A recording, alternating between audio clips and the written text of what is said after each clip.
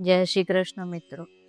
તો આજે આપણે વાંચવા જઈ રહ્યા છીએ અધ્યાય 9મો, 10મો અને 11મો અધ્યાય એ ભગવાનના વર્ણનનો અધ્યાય છે કે ભગવાન કેવા છે. અને જ્યારથી હું ભગવાનને જાણવા લાગી છું, જ્યારથી હું આ ભગવદ્ ગીતા વાંચું છું, ત્યારથી એ મારા રોમ રોમમાં વસેલા છે. જ્યારે જ્યારે મારો વિશ્વાસ ડગમગાઈ જાય છે, ત્યારે ત્યારે મને 10મો અધ્યાય, 11મો અધ્યાય યાદ આવી જાય છે. અને મને ખબર પડે છે કે મારા ઈશ્વર, મારા પ્રભુ, જે અનંત બ્રહ્માંડના રચયિતા છે, મારા પ્રભુ સાધારણ નથી.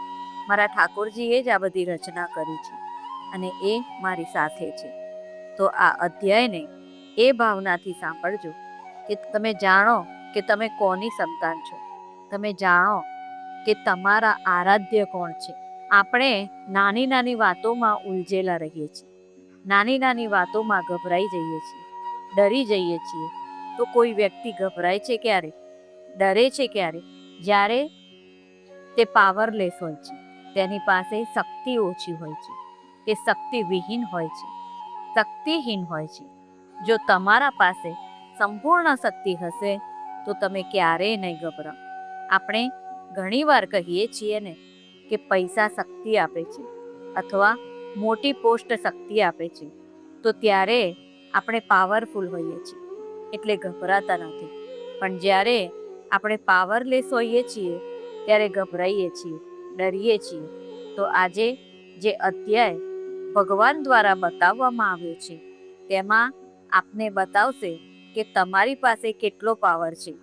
જો તમે આ પાવરને સાથે લઈને ચાલો છો તો તમે વિચારો છો કે આ પાવરથી તમે કનેક્ટ છો, આ શક્તિથી તમે કનેક્ટ છો. તમારો સંબંધ આ શક્તિથી છે. તો સત્ય જાણજો કે અનંત બ્રહ્માંડમાં બીજી કોઈ એવી શક્તિ નથી જે આની સામે ટકી શકે. ત્યારે તમે ભયભીત નહીં થાઓ, ત્યારે તમે ડરશો નહીં કોઈ પણ વસ્તુથી. તો બહુ ધ્યાનથી સાંભળજો અને જાણજો કે તમે કોની સંતાન છો. આપણે બધા સાધારણ નથી, અસાધારણ છે. કેમ કે અમારા માતા પિતા અસાધારણ છે. તો આપણે શરૂ કરીએ છીએ 9મ અધ્યાય. 9મ અધ્યાય શરૂ કરતા પહેલા ભગવાનને નિમંત્રણ પાઠવીએ છીએ. હે ઈશ્વર, હે પ્રિય મિત્ર, હે કૃષ્ણ, હે રાધા રાણી, અમે આપને નિમંત્રણ પાઠવીએ છીએ. પ્રભુ, એક એક શબ્દ આપનો છે. જે તમે અમને કહેવા માંગો છો તે અમારી સમજમાં આવે એવી બુદ્ધિ આપજો. એટલા સક્ષમ બનાવજો પ્રભુ કે અમે આપે બતાવેલ રસ્તા પર ચાલી શકીએ, આપના સાનિધ્યમાં રહીએ, આપના પ્રેમમાં રહીએ અને આ ધરતી પર આપે જે કામથી અમને મોકલ્યા છે તે પૂરું કરી શકીએ. પ્રભુ, આપનો એક એક શબ્દ અમૃત સમાન છે. આપનો એક એક શબ્દ નિરંતર અમારા જીવનને પરિવર્તિત કરશે.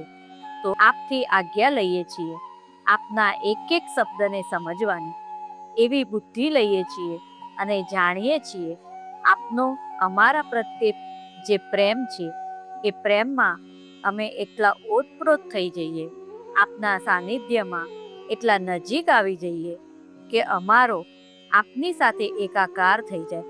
તેના પછી અમારી બધી ચિંતાઓ દૂર થઈ જશે. એટલે સાધારણ મનુષ્યોને જ્ઞાન આપજો પ્રભુ.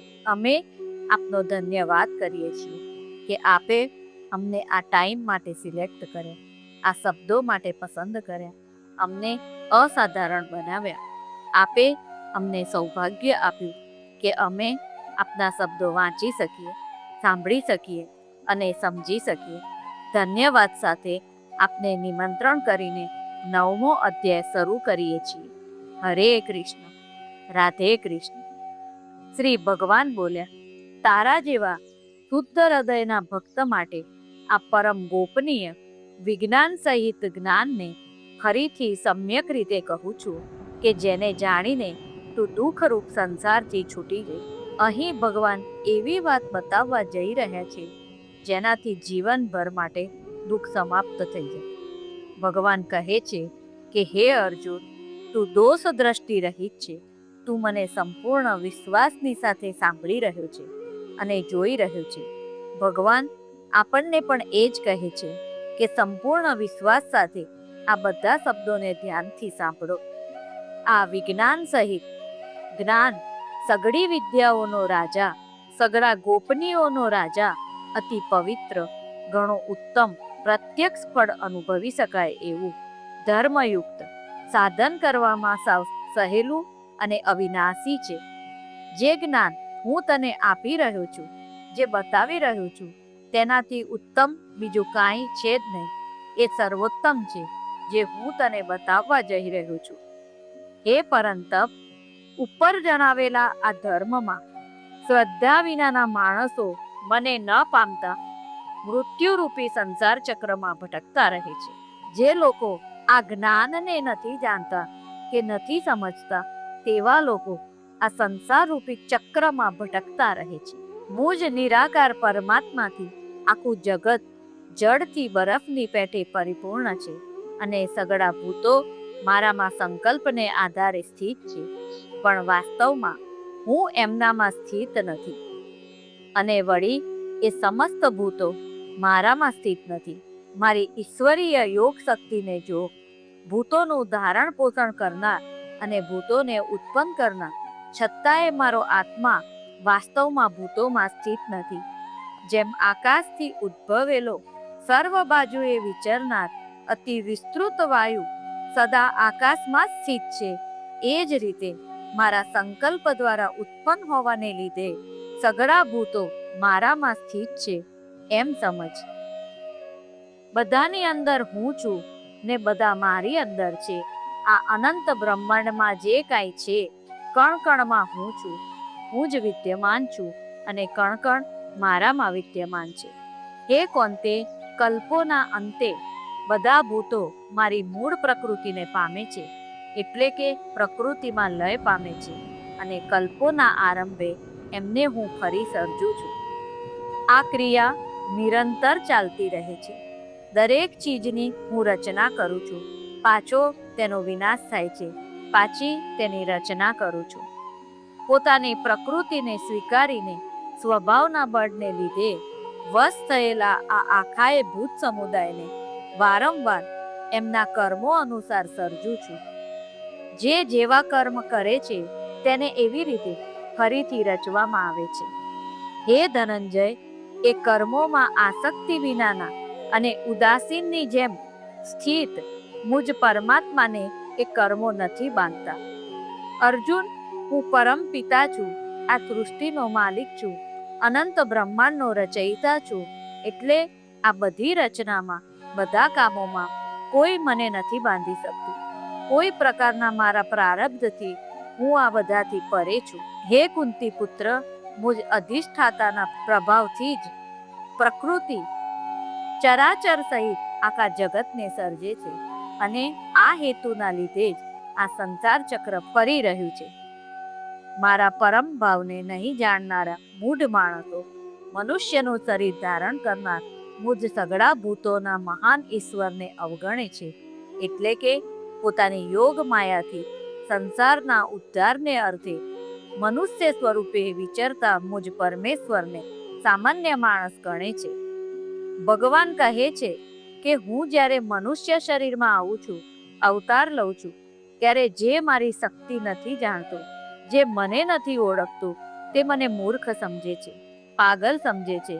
તેને મારા પર વિશ્વાસ નથી હોતો. જેની પાસે એ આંખો નથી, એ પ્રેમ નથી, એ ભક્તિ નથી, એ વિશ્વાસ નથી, તે મને કેવી રીતે જોઈ શકશે? એટલે જ તો નાનપણથી જોતો આવ્યો હોવા છતાં દુર્યોધન વિશ્વાસ નથી કરતો ને, કે આ ઠાકોરજી છે, આ અનંત બ્રહ્માંડના રચયિતા છે. એ વ્યર્થ આશા રાખનારા, વ્યર્થ કર્મ કરનારા, તેમજ જ્ઞાનનો દુરુપયોગ કરનારા વિક્ષિપ્ત ચિત્તના અજ્ઞાનીજનો રાક્ષસી, આસુરી અને મોહીની પ્રકૃતિને ધારણ કરી રાખે છે. એવા લોકો પોતાના ઘમંડમાં, પોતાની વાતોમાં, પોતાના વિચારોમાં એટલા ખોવાયેલા રહે છે કે તેઓ વ્યર્થ કામો કરે છે, વ્યર્થની વાતો કરે છે, જેનો કોઈ લેવા દેવા જ નથી હોતો. આસુરી શક્તિઓથી રચેલા હોય છે. હંમેશા એવા કામ કરશે કે જેનો કોઈ ધર્મ નથી. પણ હે પાર્થ, દૈવી પ્રકૃતિને આશ્રિત મહાત્માઓ મને સર્વભૂતોનું સનાતન કારણ અને નાશ રહિત અક્ષર સ્વરૂપ સમજીને અનન્ય મનથી યુક્ત થઈને નિરંતર ભજે છે. પરંતુ જે મને જાણે છે કે હું કોણ છું, જેમને મારામાં વિશ્વાસ છે, જેની પાસે એ ભક્તિ છે, પ્રેમ છે, હું શરીરમાં આવું, અવતાર લઉં કે ના લઉં, તેઓ મને સનાતન જાણે છે. તેઓ જાણે છે કે હું અનંતકાળથી છું અને અનંતકાળ સુધી હું જ રહીશ. એ દ્રઢ નિશ્ચયી ભક્તો નિરંતર મારા નામ અને ગુણોનું કીર્તન કરતા, મારી પ્રાપ્તિ અર્થે પ્રયત્ન કરતા અને મને વારંવાર પ્રણામ કરતા સદા મારા ધ્યાનમાં જોડાઈને અનન્ય પ્રેમથી મને ઉપાસે છે. બીજા જે જ્ઞાન યોગીઓ છે એ મુજ નિર્ગુણ નિરાકાર બ્રહ્મનું જ્ઞાન યજ્ઞ દ્વારા અભિન્ન ભાવે પૂજન કરતા કરતા પણ મારી ઉપાસના કરે છે. અને બીજા ભક્તો આખા બ્રહ્માંડમાં જેટલા પણ ચરાચર પ્રાણીઓ છે એમને મારું જ સ્વરૂપ માનીને મુજ વિરાટ સ્વરૂપ પરમેશ્વરની પૃથક ભાવે ઉપાસના કરે છે. કરતું એટલે કે શ્રૌત કર્મ હું જ છું. યજ્ઞ એટલે કે પંચ મહાયજ્ઞ વગેરે સ્માર્ત કર્મ હું છું. સ્વદા એટલે કે પિતૃઓને તર્પણ રૂપે અપાતું અન્ન હું છું. ઔષધ હું છું. મંત્ર હું છું. ત્રુત હું છું. અગ્નિ હું છું. અને હવન રૂપી ક્રિયા પણ હું જ છું. આ સકળ જગતનો ધાતા એટલે કે ધારણ કરનાર, કર્મોના ફળને આપનાર, પિતા, માતા, દાદા જે જાણવા યોગ્ય છે એ તત્વ પવિત્ર ઓમકાર તેમજ ઋગ્વેદ, સામવેદ અને યજુર્વેદ પણ હું જ છું.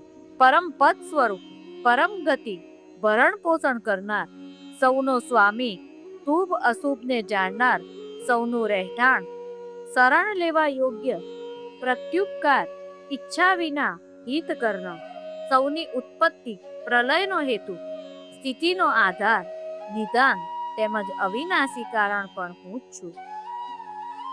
ભગવાન કહે છે કે શુભ અશુભ ભરણ પોષણ કરવા વાળો, બધાની ઉત્પત્તિ કરવા વાળો, પ્રલય કરવા વાળો બધું હું જ છું. હું જ સૂર્ય રૂપે તપું છું, વર્ષાને સમુદ્ર વગેરે સ્થાનોમાંથી ખેંચું છું અને તેને વરસાવું છું. હે અર્જુન, હું જ અમૃત અને મૃત્યુ છું તથા સત અસત પણ હું જ છું. ત્રણેય વેદોમાં વિધાન કરાયેલા સકામ કર્મોને કરનારા, સોમરસ પીનાર, પાપ વિનાના માણસો મને યજ્ઞો દ્વારા પૂજીને સ્વર્ગની પ્રાપ્તિ ઈચ્છે છે. એ માણસો પોતાના પુણ્યોના ફળ સ્વરૂપે સ્વર્ગલોકને પામીને સ્વર્ગમાં દિવ્ય એવા દેવતાઓના ભોગોને ભોગવે છે. તેઓ એ વિશાળ સ્વર્ગલોકને ભોગવીને પુણ્ય ક્ષીણ થતા મૃત્યુલોકમાં પાછા આવે છે.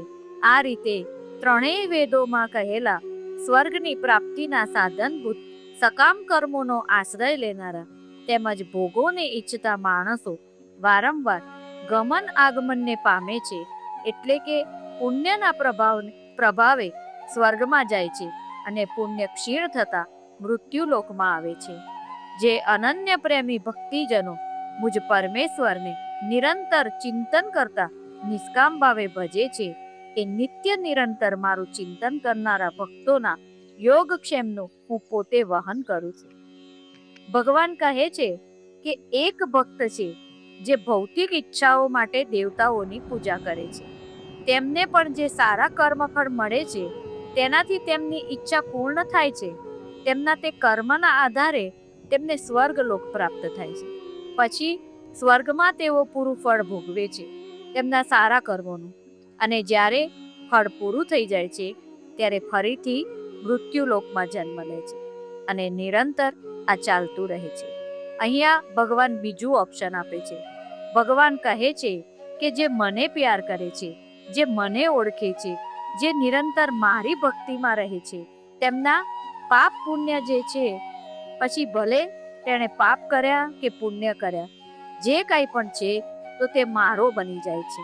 હે કુંતી પુત્ર, જો કે શ્રદ્ધાથી યુક્ત જે સકામ ભક્તો અન્ય દેવતાઓને પૂજે છે તેઓ પણ મને જ પૂજે છે, પરંતુ એમનું જે પૂજન અવિધિપૂર્વકનું એટલે કે અજ્ઞાનપૂર્વકનું છે. ભગવાન કહે છે કે બીજા દેવી દેવતાઓને પૂજે છે તે ખોટું નથી, તે પણ જાણે અજાણે મને જ પૂજે છે, પરંતુ તેઓ તેમની ઈચ્છાઓની પૂર્તિ માટે પૂજે છે. તો અહીંયા તે અજ્ઞાની બની જાય છે. તેમને લાગે છે કે ઈચ્છા પૂરી થઈ જશે તો જીવનમાં ખુશીઓ આવશે, પરંતુ ખુશીઓ ક્યારેય સ્થિર નથી હોતી. સમસ્ત યજ્ઞોનો ભોગતા અને સ્વામી પણ હું જ છું. આમ હોવા છતાં પણ એ સકામ ભક્તો મુજ પરમેશ્વરને તત્વથી નથી જાણતા, માટે જ પતન પામે છે, એટલે કે પુનર્જન્મને પામે છે. તો આવા વ્યક્તિ જે હવન, યજ્ઞ, પૂજા, પાઠ જે પણ દેવી દેવતાના કરવા માંગો છો તેમના કરો છો, જેવી રીતે ઈચ્છો છો તેવી રીતે પૂજા પાઠ કરો, એ બધું ઇનડાયરેક્ટલી મને જ સમર્પિત થાય છે. તમે મને જ પૂજો છો, પરંતુ તે ડાયરેક્ટ નથી. તો તેનું કર્મ ફળ તો તમને મળશે, એટલે તમને સ્વર્ગલોક મળશે, પણ પછી ફરીથી મૃત્યુલોક પ્રાપ્ત થશે ને ફરીથી જીવન ભોગવવું પડશે. તો મૃત્યુલોકમાં આવવું જવું રહેશે. પરંતુ જે દિવસે ડાયરેક્ટ મારાથી સંબંધ બંધાશે તે દિવસથી આ બધી વસ્તુઓથી પરે થઈ જશો. દેવતાઓને પૂજનારા દેવતાઓને પામે છે, પિતૃઓને પૂજનારા પિતૃઓને પામે છે, ભૂતોને પૂજનારા ભૂતોને પામે છે, અને મારું પૂજન કરનારા ભક્તો મને જ પામે છે. માટે જ મારા ભક્તોનો પુનર્જન્મ નથી થતો. જે લોકો દેવતાઓની પૂજા કરે છે, અલગ અલગ પ્રકારના દેવી દેવતાઓની પૂજા કરે છે, તેઓ મૃત્યુ પર્યંત દેવલોકમાં જાય છે. તેમના રક્ષણની જિમ્મેદારી દેવતા લે છે. તેઓએ જે દેવતાને પૂજ્યા હોય તે દેવતાના સ્થાનમાં જાય છે. હવે ઘણા બધા લોકો છે એ કહે છે કે અમે પિતૃઓ માટે બહુ કરીએ છીએ, પિતૃઓની સેવા કરીએ છીએ, પિતૃઓને પૂજીએ છીએ. કેટલાય પંડિતો બતાવે છે કે તમને પિતૃદોષ છે તો પિતૃઓની આરાધના કરો, તમારા કાર્યની સફળતા માટે પિતૃઓની પૂજા કરો. પિતૃ શાંત નથી એ સાંભળીને આદમી હવન યજ્ઞ કરવા લાગી જાય છે, પિતૃઓની પૂજા કરવા લાગે છે, તો ફળ તો ત્યાંથી એ મળવા લાગે છે. કેમ કે તમે પૂજા દેવતાઓની કરો યા પિતૃઓની કરો, પૂજા તો ભગવાનની પાસે જ જાય છે. જ્યારે ભગવાનની પાસે પહોંચે છે તો તેનું ફળ તો નિશ્ચિત મળવાનું જ. પરંતુ કારણ ભલે અલગ અલગ હોય, તે પિતૃના કારણે મળશે યા દેવતાઓને કારણે મળશે. ડાયરેક્ટ ભગવાનથી સંબંધ નથી તો તેમના મારફતે મળશે. તો કેટલું મળશે? જેટલી તમે ઈચ્છા કરી હતી. તમારી ઈચ્છા શું છે? તમારી ઈચ્છા કાંઈ પણ હોઈ શકે. મોટું ઘર બનાવવું છે, ગાડી લેવી છે, કામ બરાબર ચાલવું જોઈએ, નોકરી બરાબર ચાલવી જોઈએ, ઘરમાં પૈસા હોવા જોઈએ, ઝઘડા કંકાસ ના હોવા જોઈએ. એ જ ને, આ બધી ઈચ્છાઓ તો સીમિત છે. આ બધી ઈચ્છાઓ તો તમે જ્યાં સુધી ધરતી પર છો ત્યાં સુધી છે, ત્યાં સુધી જ તેને ભોગવી શકશો ને. પરંતુ ભગવાન કહે છે કે જે મારું ધ્યાન કરે છે, મને ભજે છે, મને પ્રેમ કરે છે, મારી શક્તિમાં રહે છે, તેમનું ફળ અસ્થિર નથી હોતું. તેમના પૂરા જીવનને સારી રીતે ચલાવવું, તેને માંગ્યા વગર ફળ આપવું, તેની સુરક્ષા કરવી, તેનું ભરણ પોષણ કરવું, તેની સુવિધાઓનું ધ્યાન રાખવું, એ બધું મારું કામ છે. જ્યારે તે મારી શરણમાં આવી જાય છે તો તેને આ બધું માંગવું નહીં પડે. ભગવાન કહે છે ત્યાં તો તમારે માંગવું પડશે, ડિમાન્ડ રાખવી પડશે, ત્યારે તમને મળશે. જ્યારે મને ભજશો તો માંગ્યા વગર જ, વગર ઈચ્છાએ મળી જશે, કેમ કે એ મારી જિમ્મેદારી બની જાય છે.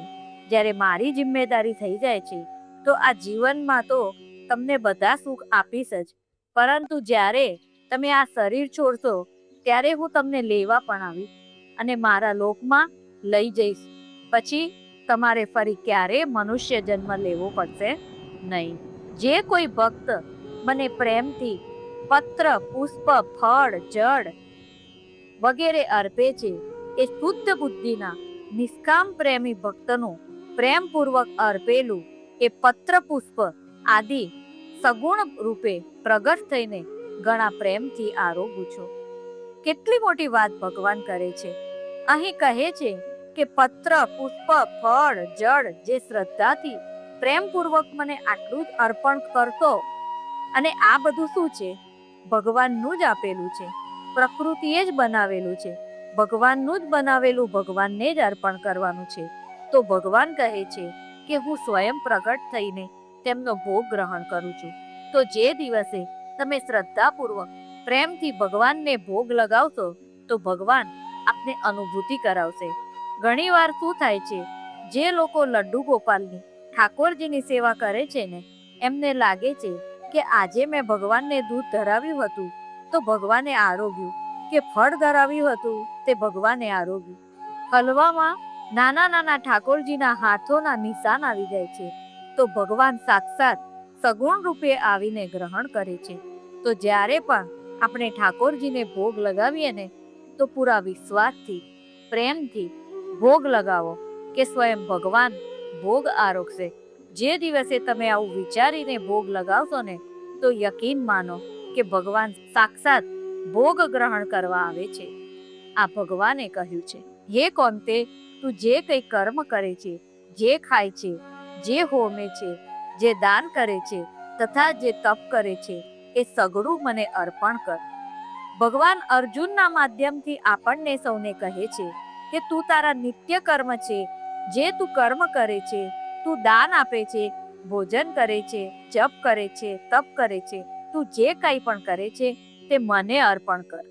આ પ્રમાણે જેમાં સમસ્ત કર્મો મુજ ભગવાનને અર્પણ થાય છે, એવા સંન્યાસ યોગથી યુક્ત થયેલા ચિત્તનો તું શુભાશુભ ફળરૂપી કર્મ બંધનથી છૂટી જઈશ અને એમનાથી છૂટેલા મને જ પ્રાપ્ત થઈ.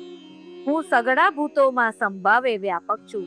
ન તો કોઈ મને અપ્રિય છે કે ન પ્રિય છે, છતાં પણ જે ભક્તો મને પ્રેમથી ભજે છે તેઓ મારામાં છે અને હું પણ એમનામાં પ્રત્યક્ષ રૂપે પ્રગટ છું.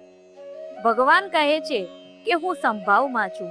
હું કોઈથી ક્યારે નારાજ નથી થતો, કોઈથી પરેશાન નથી થતો, બધા સાથે સંભાવમાં રહું છું. આખી દુનિયાના બધા લોકો માટે એવું નથી કે જે મને નથી ભજતા તેનાથી હું નારાજ થઈ જઈશ. ના, મારો સંભાવ છે, પરંતુ જે મને ભજે છે, મારા સાનિધ્યમાં રહે છે, મને પ્રેમ કરે છે, તે મારો મિત્ર બની જાય છે. જો કોઈ ઘણો દુરાચારી પણ અનન્ય ભાવે મારો ભક્ત બનીને મને ભજે છે તો એ સાધુ જ માનવા યોગ્ય છે, કેમ કે એ ખરો નિશ્ચય કરનારો છે. એટલે કે એને દ્રઢતાથી નિશ્ચય કરી લીધો છે કે પરમેશ્વરના ભજન જેવું બીજું કશુંય નથી. એ સત્વરે ધર્માત્મા થઈ જાય છે અને સદા રહેનારી પરમ શાંતિને પામે છે. હે કોંતે, તું નિશ્ચયપૂર્વક સત્ય જાણ કે મારો ભક્ત નાશ નથી પામતો.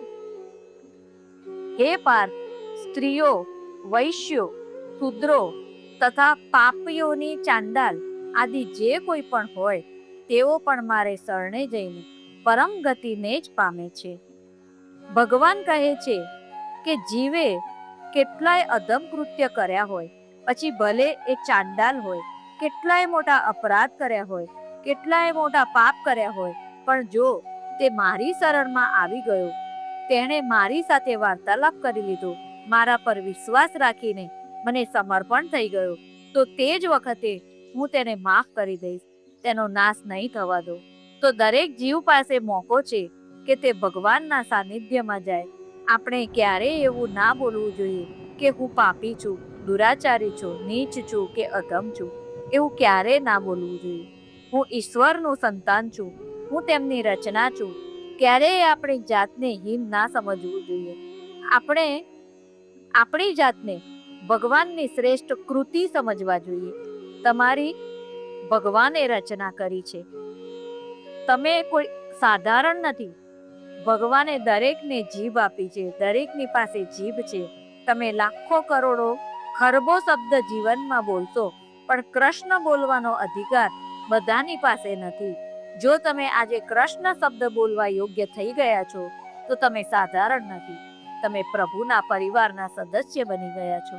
તમે એટલા સક્ષમ થઈ ગયા છો કે તમે પ્રભુને જોઈ શકો છો, જેવા રૂપમાં તમે પ્રભુને જોવા ઈચ્છો છો. ભગવાન કહે છે કે હરેક વ્યક્તિને દરેક જીવને હું આ મોકો આપું છું. જે આવશે તેને હું એ જ વખતે મુક્ત કરી દઈશ. જો આ લોકો પરમ ગતિને પામી જતા હોય તો પુણ્યશાળી બ્રાહ્મણો તથા રાજશ્રી ભક્તો મારે ચરણે થઈને પરમ ગતિને પામે એમાં તો કહેવું જ શું.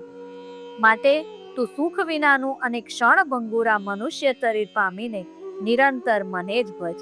મારામાં મનને પરો, મારો ભક્ત બન, મારું પૂજન કરનારો થા, મને પ્રણામ કર.